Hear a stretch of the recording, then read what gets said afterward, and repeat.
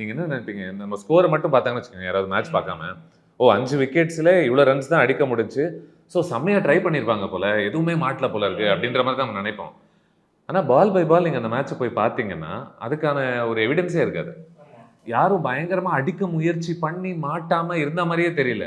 ரொம்ப கேஷுவலா கொஞ்சம் கொஞ்சம் அப்படி தட்டிக்கிட்டு சிங்கிள்ஸ் எடுத்துக்கிட்டு ஒன்ஸ் இன் ஒயில் ஒரு பவுண்டரி இங்க ஒரு பவுண்டரி இங்கன்னு அடிச்சுக்கிட்டு ரிக்வயர்ட் ரன் ரேட் பாட்டுக்கு ஏறிக்கிட்டே இருக்கு. ஆனா அதற்கு ஏத்த பேட்டிங் முயற்சி இங்க வரா மாதிரி தெரியல. அட் ஒன் பாயிண்ட் வந்துட்டு ஐ திங்க் 40 பால் 50 பால்ல ஒரு 90 100 அடிக்க வேண்டிய ஒரு நிலைமை இருக்கு. சரி இந்த இடம் இதுக்கு மேல நீங்க பொறுமையா இருந்தீங்கன்னா வேலைக்கு ஆகாது, அடிச்சுதான் ஆகணும்னு நினைக்கிறோம். பட் அங்கேயும் அதே பொறுமை, இன்னும் அதே பொறுமைத்தனமான ஒரு பேட்டிங் தான் போய்கிட்டு இருக்கு. ஐ திங்க் அதுதான் மிகப்பெரிய ஒரு பிரச்சனையாகவே நான் பாக்குறேன். ஸோ இப்போ யூஸ்வலாக வந்து லாஸ்ட் 2 சீசன் ஆகவே கிட்டத்தட்ட 200 250 ப்ளஸ் ஸ்கோர்ஸ்லாம் நம்ம ரேண்டமாக பார்த்துட்டோம். பட் நமக்கு ஏன் இன்னும் ஸ்டில் வந்து 180 ப்ளஸ் ஒரு சேஸோ சம்திங் நம்மளால ஏன் நெருங்க முடியலன்றது நினைக்கிறீங்க? ஏன்னா ஏன்னா உங்களுக்கு ஓப்பனிங் சப்போர்ட் இல்லை.